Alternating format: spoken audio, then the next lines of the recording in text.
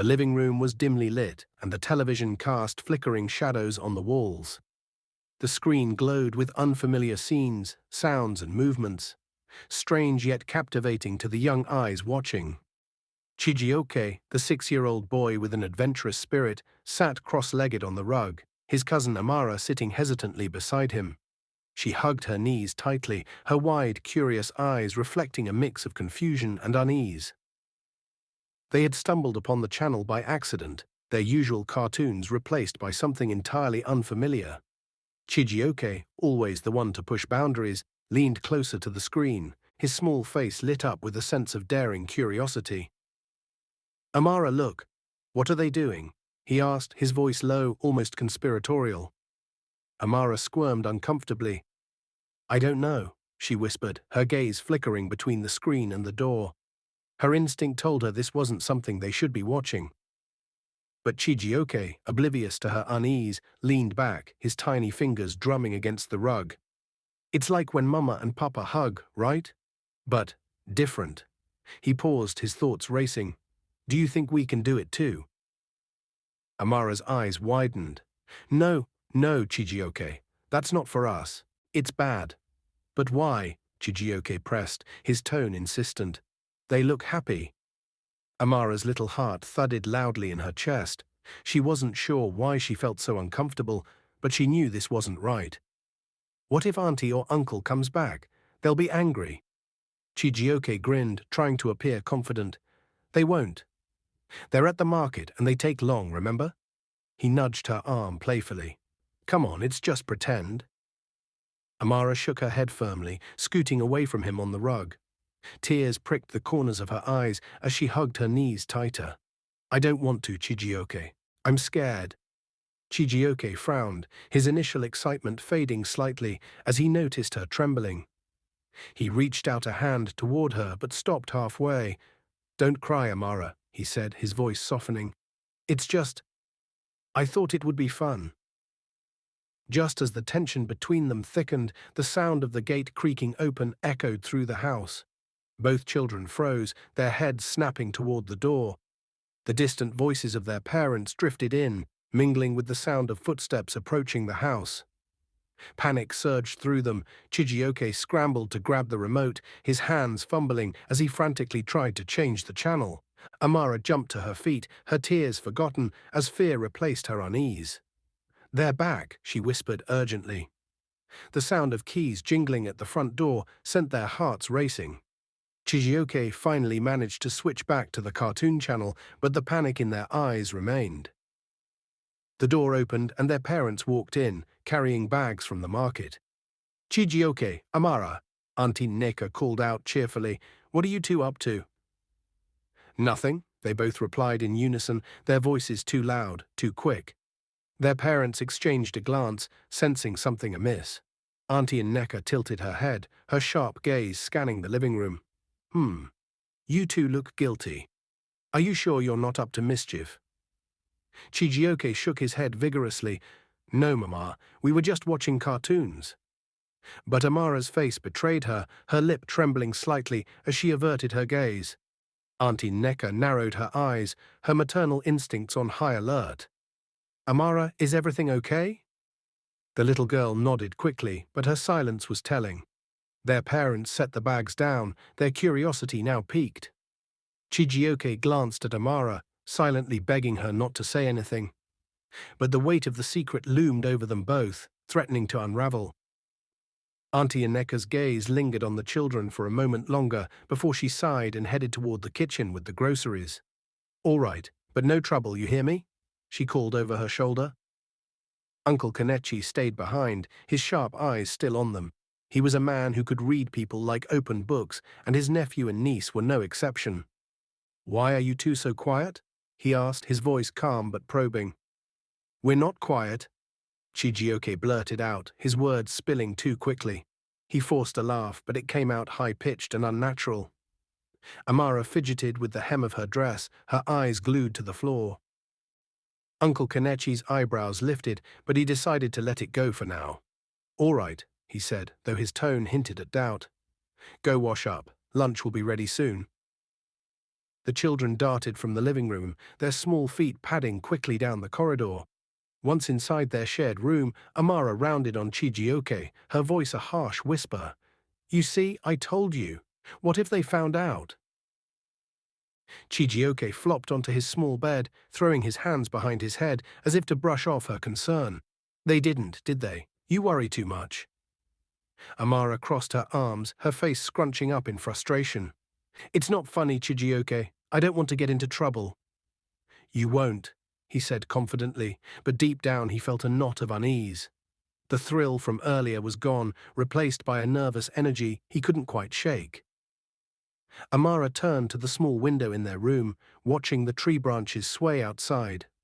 Her heart was still beating faster than usual, and she didn't like the feeling. "I'm telling Auntie if you ever try something like that again," she said finally, her voice firm. Chijioke sat up, alarmed. "You wouldn't." "I would," she snapped. The boy groaned, flopping back down. "Fine, I won't." Happy. Amara didn't answer. She kept staring out the window, her small face tight with emotion. Later that evening, as the sun dipped below the horizon and the house grew quieter, Chijioke couldn't shake the lingering tension. His curiosity still burned, but now it was tangled with a sense of guilt. He glanced at Amara, who sat quietly with her doll, her earlier energy subdued. When bedtime came and the house fell into darkness, Chijioke lay awake. His mind wandered back to the scenes they had stumbled upon, and he wondered why they felt so forbidden. The question gnawed at him, and he resolved to find answers, but this time without involving Amara. The next morning he woke up early, sneaking into the living room while the house was still quiet. He turned on the television and tried to remember the channel from the previous day. The remote felt heavy in his hands as he flipped through the stations, his heart pounding with a mix of fear and determination. Just as he was about to give up, the screen flickered, and there it was. The same strange and captivating images filled the room. He sat there mesmerized until a creak from the hallway startled him. He spun around, his breath catching in his throat, to see Amara standing there. She looked at the screen, then back at him, her expression unreadable. "Chijioke," she whispered, her voice trembling. "Why are you watching this again?" "I wanted to understand," he said defensively, though his cheeks burned with embarrassment. "You don't want to know why they do it?" Amara shook her head, stepping into the room. "I told you it's not right." "What if they catch us?" "They won't," he said, but his confidence was wavering. Before either of them could say more, the sound of footsteps echoed down the hallway. The children froze, their wide eyes locking on each other as panic surged through them. The suspense thickened as the footsteps grew louder, the tension in the room almost unbearable. Would this be the moment their secret was uncovered, or could they escape unscathed once more?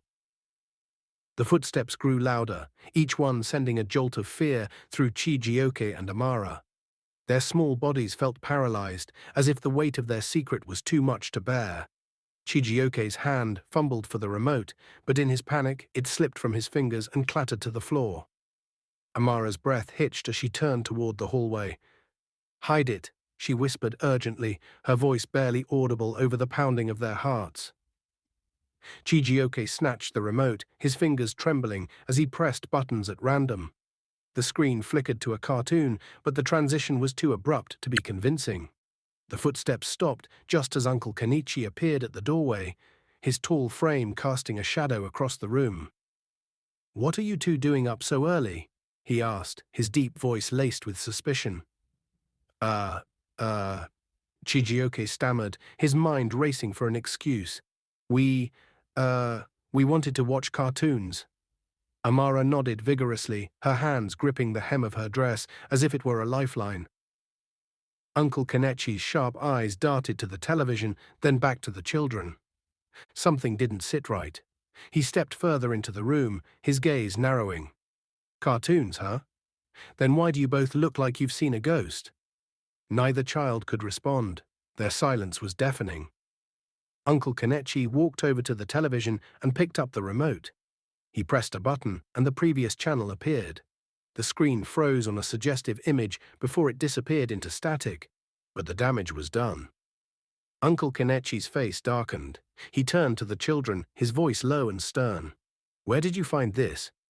Chijioke opened his mouth to speak, but no words came out. Amara's eyes filled with tears as she clung to her cousin's arm. "Answer me," Uncle Kenichi said, his tone sharper now. It was an accident," Chijioke finally blurted out. "We didn't mean to." Uncle Kenichi exhaled slowly, his gaze shifting between the two children. He didn't yell, but his disappointment was palpable. "This is not something for children," he said, his voice measured but firm. "You should never watch things like this. Do you understand?" Both children nodded silently, their heads bowed in shame. Uncle Kenichi turned off the television and placed the remote high on a shelf, out of their reach. "We'll talk about this later," he said. "For now, go to your room." The children scurried away, their footsteps echoing down the hallway. Once inside their room, Amara turned to Chijioke, her eyes still glistening with tears. "See? I told you this would happen." "I didn't think he'd catch us," Chijioke mumbled, his voice barely above a whisper. Amara crossed her arms, her small face etched with anger. "You always get us into trouble." Chijioke didn't respond. He sat on his bed, his shoulders slumped as he stared at the floor. The thrill of curiosity had been replaced by a heavy sense of regret. For the rest of the day, the children avoided their uncle, sticking to their room and speaking in hushed tones. When Auntie Ineka called them for lunch, they ate in silence, stealing nervous glances at Uncle Kenichi, who barely acknowledged them. As the day wore on, the weight of their secret began to lift slightly, but the memory of their uncle's disappointment lingered. That night, as they lay in their beds, Amara broke the silence. "Chijioke," she whispered, her voice soft but resolute. "Yeah? Promise me you'll never do something like that again." Chijioke hesitated, his mind racing with conflicting emotions. Finally, he sighed. "I promise." But even as he said the words, he couldn't shake the feeling that this was only the beginning of a series of events that would change their young lives forever. That night, the house fell into a deep silence. The hum of the ceiling fan and the occasional rustling of the trees outside were the only sounds. Chijioke lay on his bed, staring at the ceiling, unable to sleep. Amara had turned her back to him, curled up in a tight ball on her small mattress. Despite his promise, Chijioke's mind churned with questions. Why was what they saw so forbidden? Why did the adults seem so angry about it? The more he thought, the more his curiosity gnawed at him, like a persistent itch he couldn't scratch. The hours crawled by, and as the moonlight streamed through the window, Chijioke made up his mind. He had to know more. If he could understand why it was such a big deal, maybe he could put the matter to rest once and for all. He glanced at Amara, who was breathing steadily, her soft snores reassuring him she was asleep. Quietly, he slipped out of bed, careful not to make a sound. The wooden floor creaked slightly beneath his small feet as he tiptoed toward the door. The hallway was dark, and the shadows seemed to stretch endlessly. Chijioke hesitated for a moment, his heart racing. But the urge to uncover the mystery pushed him forward. He crept into the living room, his eyes adjusting to the faint glow from the streetlights outside. The television sat there, an imposing black rectangle in the corner. The remote was still perched high on the shelf, far beyond his reach. But Chijioke had always been resourceful. He dragged a small stool from the dining area, climbing onto it with trembling hands. His fingers wrapped around the remote, and for a moment he just stood there frozen. His mind raced with doubt and fear. What if Uncle Kenichi woke up? What if he got into even more trouble? But the questions swirling in his head overpowered his hesitation. He climbed down and turned on the television, lowering the volume to barely a whisper. The static-filled screen came to life, and he quickly navigated through the channels, searching for the one that had sparked all this trouble. Just as he found it, a voice startled him. "Chijioke, what are you doing?" He spun around, his heart leaping into his throat. Amara stood in the doorway, her face a mixture of shock and disappointment. She stepped into the room, her small figure illuminated by the glow of the TV. "You promised," she whispered, her voice trembling. I just wanted to understand," Chijioke stammered. I need to know why it's so bad. Amara shook her head, tears welling up in her eyes. You'll get us in trouble again. Not if you help me, he said quickly, desperation creeping into his voice. We can figure it out together. Then we'll know and we'll stop. I promise. Amara hesitated, torn between her fear of getting caught and her cousin's pleading eyes. Finally, she stepped closer, her arms wrapped tightly around herself. Only for a moment, then we turn it off. Chijioke nodded eagerly, relieved she hadn't run off to wake their uncle. He turned back to the screen, the images flickering once more. The scene was strange and uncomfortable, but the two children stared in silence, their young minds struggling to process what they were seeing. But before they could make sense of it, the hallway light flickered on. The sharp beam of light caught both children in its grasp, and they froze like deer in headlights. Heavy footsteps followed, and this time it wasn't Uncle Kenichi. Auntie Ineka's silhouette appeared in the doorway, her sharp eyes locking onto them. "What is going on here?" she demanded, her voice louder than they had ever heard it before. Chijioke dropped the remote as if it had burned him, and Amara burst into tears, her small body trembling. Auntie Neka stormed into the room, her gaze shifting from the children to the television. Her expression darkened, and for a moment the air seemed to crackle with tension. "I knew something wasn't right yesterday," she said, her voice low and furious. "So this is what you've been hiding?" "Mama, we didn't mean to," Chijioke cried, his voice breaking. Amara clung to her aunt's leg, sobbing uncontrollably. "We're sorry, Auntie. Please don't be angry."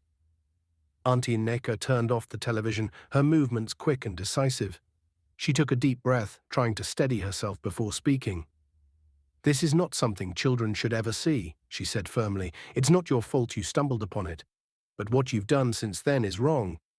She sat down on the couch, her stern expression softening slightly as she looked at their tear-streaked faces. "You're too young to understand this, but what you saw is for adults. It's not something you need to think about or worry about right now." "But why, Auntie?" Chijioke asked, his voice small.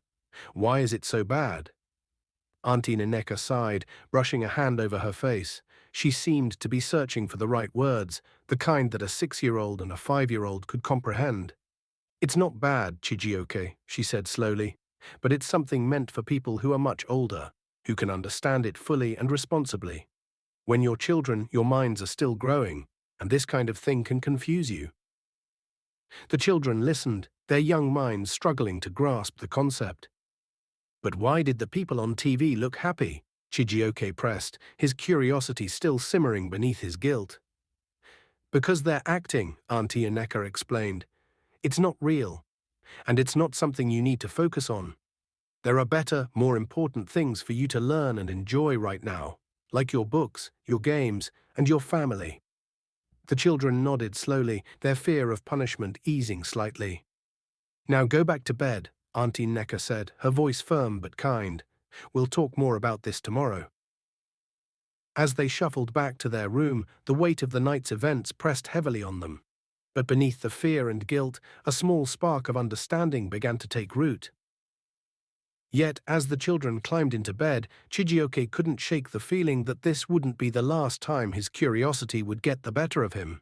The question now was, what would it lead to next? The next morning, the atmosphere in the house was heavy. Chijioke and Amara avoided their uncle and aunt, sticking close to their room. Their breakfast was eaten in near silence, with occasional glances exchanged between the adults. It was clear the incident wasn't forgotten, and something more was coming. Later in the afternoon, Uncle Kenichi called the children into the living room. Auntie Neka sat beside him, her face a mixture of concern and resolve. Chijioke and Amara sat across from them, their small bodies tense with apprehension. Uncle Kenichi leaned forward, resting his elbows on his knees. "We need to talk," he began, his tone serious but calm. "What happened last night was not acceptable, but it's also a sign that we haven't done enough to guide you. So today we're going to have a conversation about things that are appropriate for your age." Chijioke and Amara exchanged nervous glances. They had never seen their uncle and aunt so serious. Auntie Ineka spoke next, her voice gentle but firm. We know you're curious, and that's normal. But there are things in life that have their time and place. What you saw on television is something meant for adults who understand it.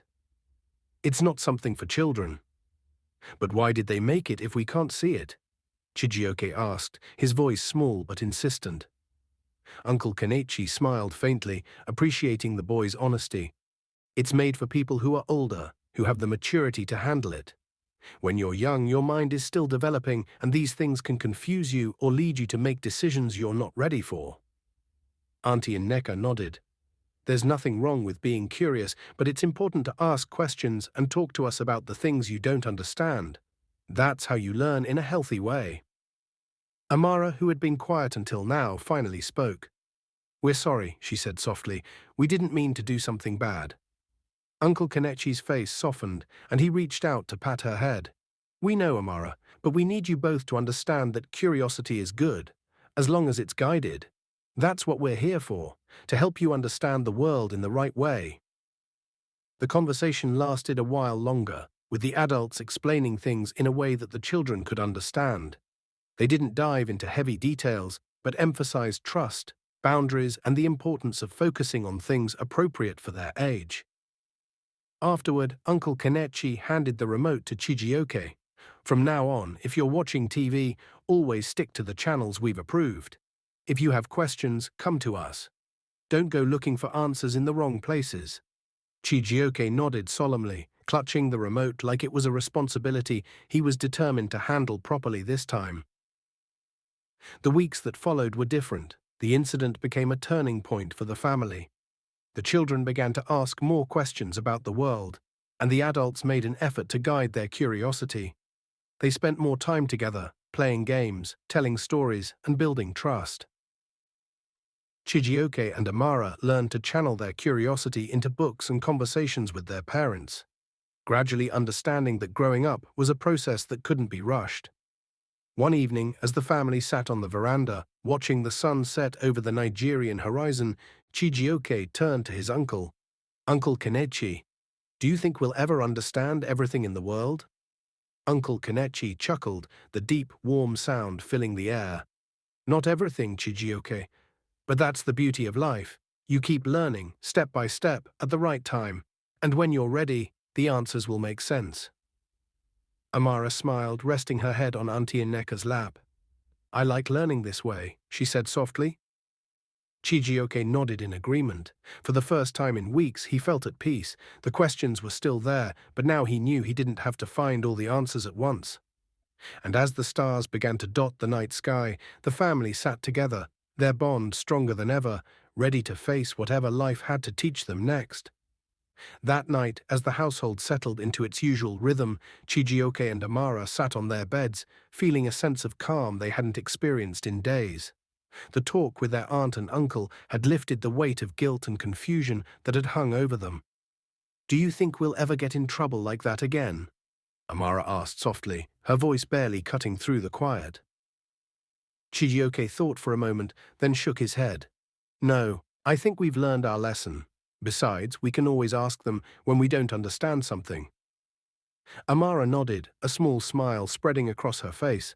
I like that. It feels safer. Yeah, Chijioke agreed, lying back and staring at the ceiling. It does. As the moonlight bathed the room in a soft glow, the two children drifted into peaceful sleep, their hearts lighter and their minds clearer. In the days that followed, the family grew closer. The incident became a memory, a reminder of the importance of communication and trust. Chijioke and Amara discovered new adventures through books, stories, and the guidance of their loving guardians. And so life moved on in the warm embrace of the Nigerian countryside, where the lessons learned became the foundation for a brighter, wiser future for two young cousins.